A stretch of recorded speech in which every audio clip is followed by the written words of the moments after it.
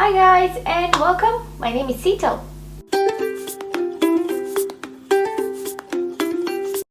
In today's video, we're going to be making a basic pencil skirt block. Now, before you hit next and stop watching this video, hear me out. A basic pencil skirt block can be used and will be used, most often used to make all the other skirts that you want. If you're going to make an A-line skirt, a pleated skirt, a circle skirt, pants, shorts, culottes, you name it, all types of bottoms, you need a basic pencil skirt block. If you're new to my channel, then hi, my name is Sito. On this channel I do a lot of sewing and DIY, and I do apologize for all the grey hair because I have an appointment coming up, and before that appointment I don't want to dye my hair because I want to let the professionals do a really good job. So it's going to be grey for this video, and then the next video I will not show my grey hair anymore, so I won't look like an old hag. There's nothing wrong in looking like an old hag, okay?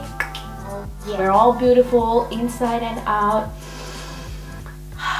That if you're new to my channel, then I would love for you to subscribe down below and hit the bell notification button so you get notified every time I post a video. And I usually post a video every Monday. And without further ado, let's get on with today's video. First off, get your wrapping paper or paper that's wide enough to go all the way half of your hip circumference. Mine was not wide enough, so I took 2 pieces of paper, stuck it together in the center. Thank you me for having wider hips. If you've got skinny hips, then go watch some other channel.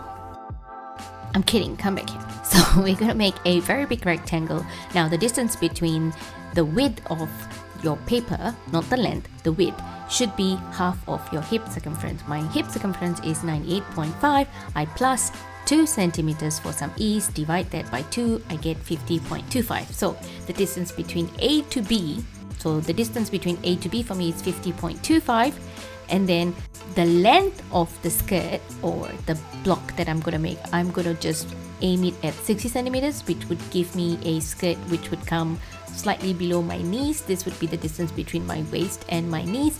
You can use 60 centimeters, 70 centimeters, whatever you want. Cut this out and then fold the paper in half lengthwise to get the midpoint, so that we have now the front block and the back block of our skirt.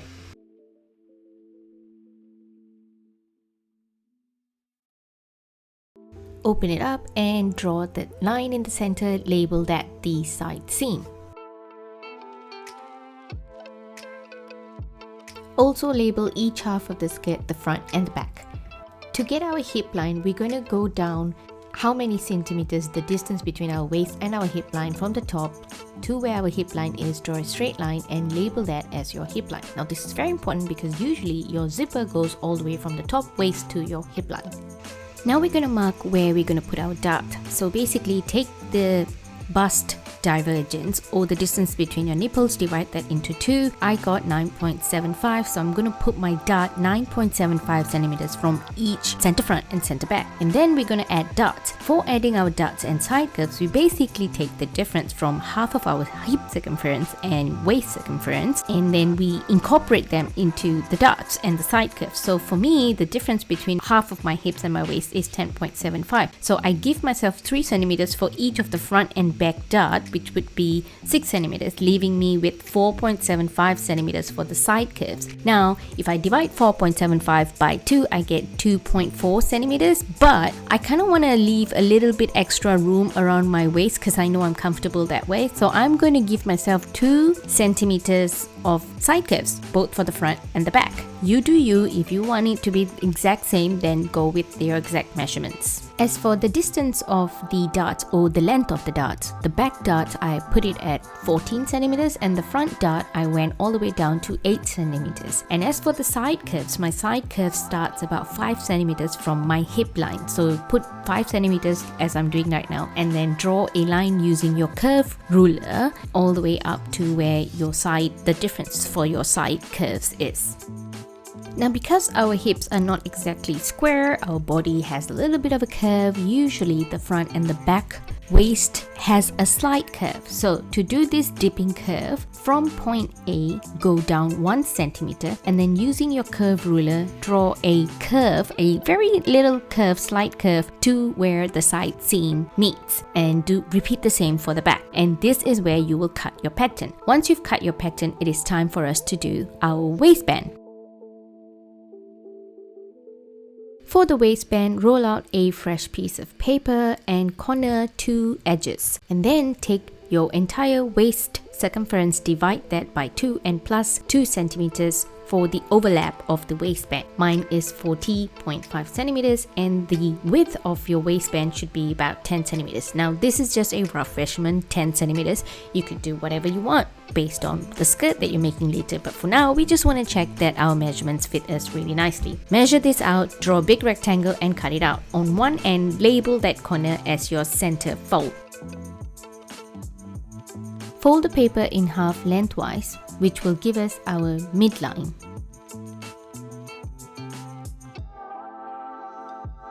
Then fold it in half widthwise, but avoiding the side 2 cm seam allowance. This will give us our center line. This center line allows us to place the waistband at the center of the skirt when we are sewing our skirt. But for this tutorial, in this tutorial, I'm not really going to follow this center line. Like, I'm just putting it here for reference in the future if I want to put my zipper right smack in the center back of my skirt.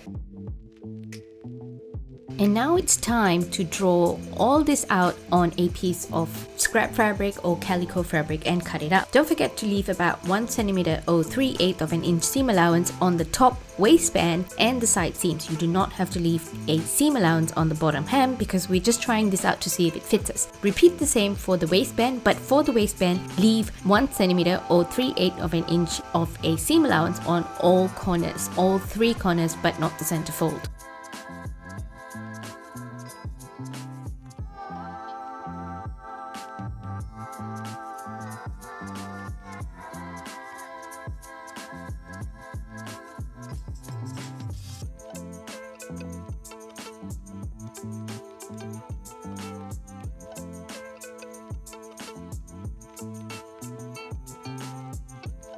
Now we're going to start by sewing the darts first. But before that, we need to mark our darts or transfer the marks of our darts on both sides of the fabric, so the front and the back, because you folded your fabric in half when you cut it. The way I usually do it is I take a contrasting piece of thread and then I do a simple stitch from the corner end of the dart all the way up, and then I go onto the other side of the dart and go all the way down of the triangle. But I do not make really tight stitches. I leave slightly big loops and then I separate the fabric really carefully, both the fold of the fabric, and I snip this right in the center without removing the stitch from the fabric itself.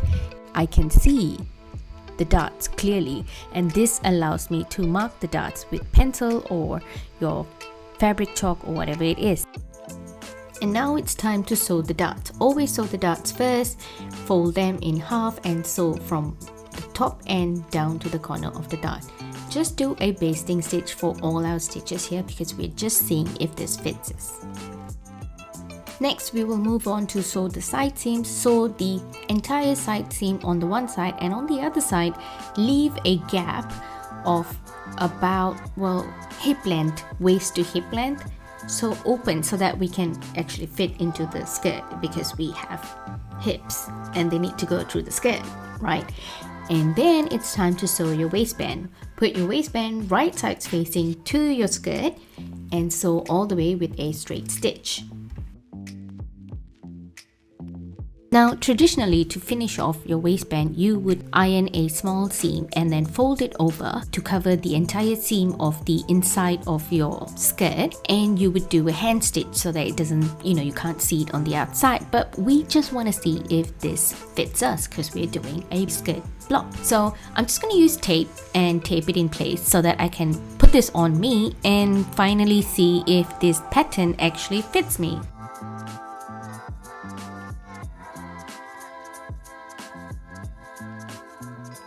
Ta-da! Time to try it out, and for the purpose of decency of everyone watching this YouTube channel, I sewed the corner where you would usually put a zipper through with a normal stitch to kind of emulate what a zipper would look like. Well, overall, I'm pretty happy with how it fits me. I think it fits really perfectly. It is a bit loose around the waist, but like I said, I did leave some, seam allowance in there, a bit extra. But overall, I like the loose bit. For me, this fits really well. This looks really nice. I don't usually wear pencil skirts, but I'm thinking, hey, if I do sew a pencil skirt, this could fit really well. The only thing I might say is that the back darts, I will extend my back darts by another 2 centimeters downwards because I don't really have a very big bottom. I like the front. The front hugs my mummy pooch really nicely. It's fitting and it's not bulky or anything like that. Otherwise, I can move around it really easy. So this pattern would be perfect for me to use to sew all my other bottoms in the future.